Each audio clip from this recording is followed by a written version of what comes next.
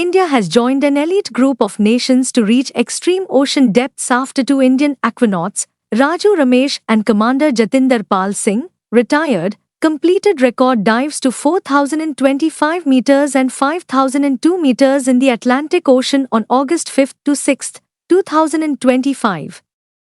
Union Minister Dr. Jitendra Singh made the announcement, hailing the achievement as a symbol of India's growing scientific leadership following the recent ISS mission.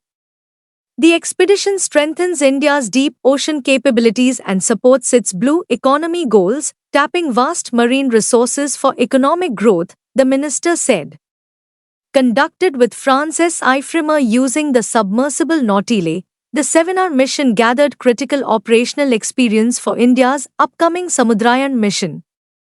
By 2027, India plans to send 3 aquanauts to 6,000 meters in the indigenously developed Matsya 6000.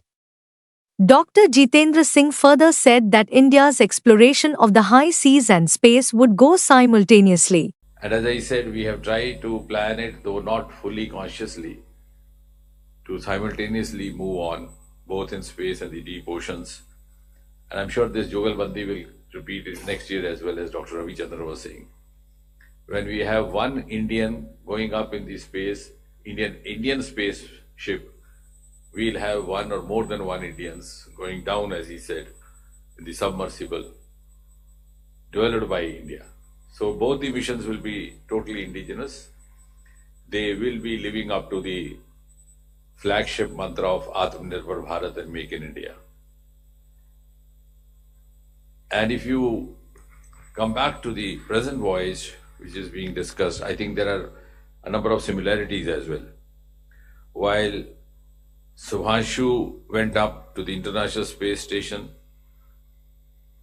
on the invitation of NASA, an American organization, these two gentlemen have been there in a French collaboration.